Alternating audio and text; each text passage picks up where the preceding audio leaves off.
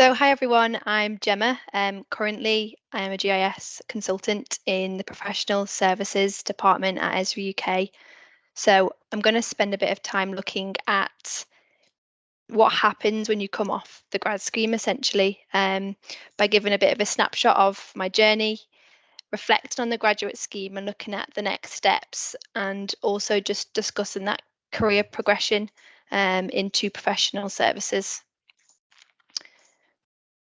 So I've put in a bit of a timeline here and just split it up into four kind of significant events for me, from graduating university at Queen's University in Belfast, with a geography degree, and then as of August 2022, finishing the grad scheme at Esri and joining professional services. So in between that time, especially after I graduated, I really didn't know what I wanted to do, and the field for GIS was relatively small in Belfast, and I was pretty ambitious going for quite technical GIS roles when really I hadn't quite gained that experience yet. So I decided to take a gap year, a bit like Arthur with field kind of based work, but did that for the university instead as a research assistant.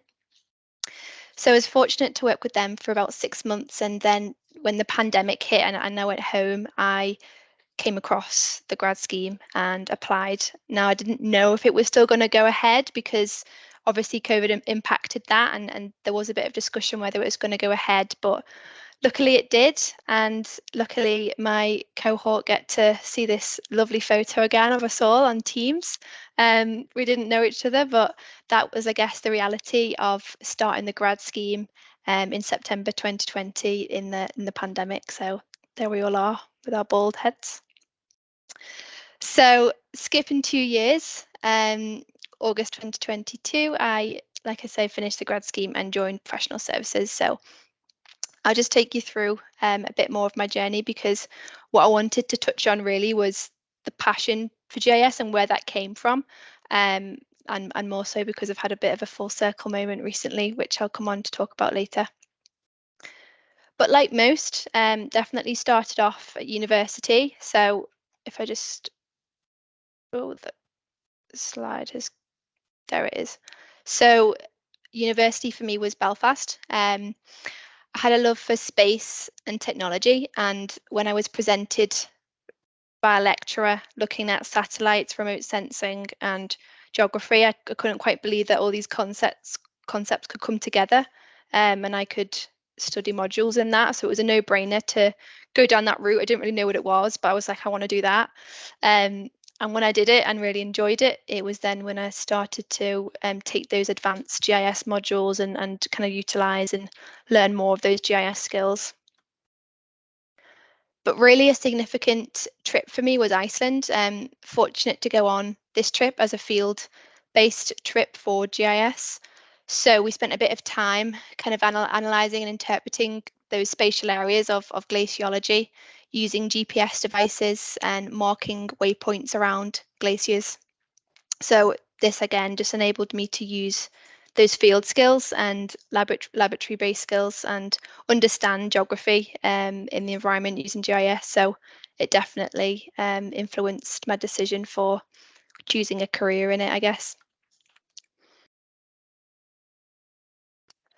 And my final other significant piece really for the kind of finding the passion for GIS was my dissertation. So I've put in the link here to an article if anyone's interested, but I came across an Austrian guy called Richard in second year of university, and he went out to Ecuador and worked with members of the Shuar tribe, and he worked closely with them to map out their territories and their land, and was able to teach them skills of using GIS and kind of collaborating through what's called participatory mapping. And I'd spent so much time looking at how GIS was used in Belfast and to Iceland, and then found out what was going on the other side of the world. And I was completely inspired about what the potential it had, and the power that GIS and how it can be used. So Richard was actually awarded a Making a Difference award by Esri in 2016. So that was just shortly before I would have chosen this project to study it.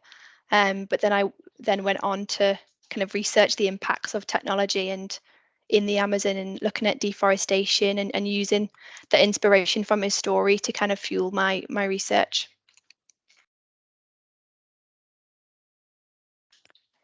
So the graduate scheme, yeah, like I say, I've just come off it, and these are the rotations that I did. So they're roughly in order. Professional services for me was actually my last rotation, and I didn't actually have my eyes set on it at all. I didn't think that was going to be where my career was going to go. I was looking at other aspects in marketing and sales, and I wasn't too sure where I was going to go. But for me, I was like, I'm not going to professional services. Um, but I'll come on to, I guess, why I chose it in a minute. But just to summarize some of the things I did learn from the scheme in general was definitely just goes without saying, but a deeper knowledge and understanding of the ArcGIS products, um, but also the ability to gain additional qualifications in courses. So not just learning about the products, but picking up business writing skills and different courses that would just help shape you as a consultant. So definitely like confidence is another huge one, customer engagements and presentations, and also finding my own niche and interest alongside the technology. I did this with wanting to learn more about the accessibility within our project in our products, and then went on to kind of writing a blog article on that. So it's really important, I guess, just to play to your strengths and shape aspects of what you like in your career and kind of make that your own a bit. Another highlight for me from the graduate scheme was definitely presenting at the Esri conference. I hadn't presented to an audience of this size, so it was a really good experience to kind of get behind a particular product and showcasing it.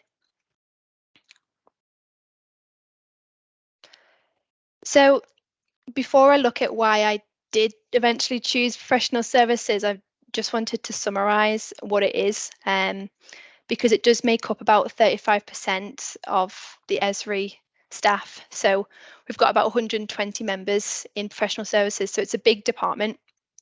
And we do about 500 projects each year, and they essentially offer support and services to customers. So it's a very customer facing role.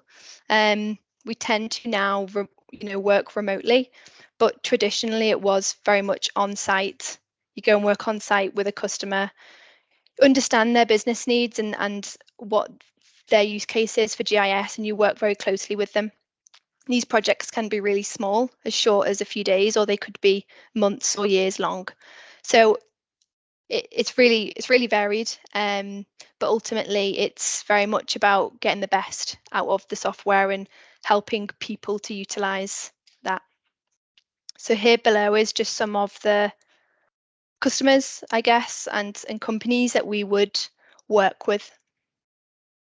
So why did I go down the professional services route? So for me, I felt like all the skills that I had learned from the grad scheme just all came together in professional services.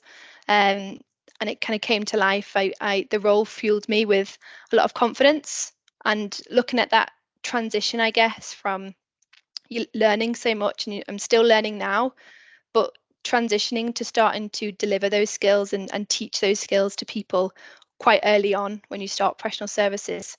um, you don't really have too much time to think about it, so you do just go for it. And as a consultant, I think those skills are really, really valuable. So like I said before, with the kind of size of the projects, it does mean that every week in professional services can be quite different. So I found that recently, picking up quite short projects, and it just means that I'm working across very different sectors, and ultimately gaining more skills. A lot of Yeah, another reason why people would go into professional services as well is those travel opportunities. So I've just noted there we do have a bit of a remote first approach with customers. If we don't need to go on site, we won't, and we'll still work remotely. But if you are keen to travel and kind of get out there, we do have consultants that still would travel across the UK to go on site and work face to face with those customers as well. So another reason, I guess, for choosing that career path. So I'm currently in what's called the academy. So after the graduate scheme, you tend to progress into the academy for about a year. So within the academy, there's a small group of individuals. We work in various different sectors just to gain insight across all aspects of the business. The majority of time is spent on projects, so that makes up about 80%. But there's also some time set aside for learning and development, just kind of taking that learning those skills from the grad scheme. So my full circle moment is because I recently had the opportunity to work with a project that is a climate action group, and they look at creating sustainable e-commerce. So they look at helping businesses grow, be sustainable, and help fuel projects in the rainforest to protect trees, you know, protect deforestation from occurring, working with farm landowners, working with indigenous tribes, and help protect their land rights. And so this particular company wanted to utilize some of our web map applications into a kind of public facing website where they could showcase some of the projects and work that has already been done. So for me, it was a really good opportunity to utilize some of those skills I guess I learned so many years ago doing that dissertation, and kind of bringing them back into a real life project as UK. So I was really privileged to be on that project and really enjoyed it. So wanted to share that. And yeah, it's pretty much me. It's quite short, but again, if you do want to reach out to me on LinkedIn, you can. I've put the link in below, and yeah, happy to answer any questions in any way I can.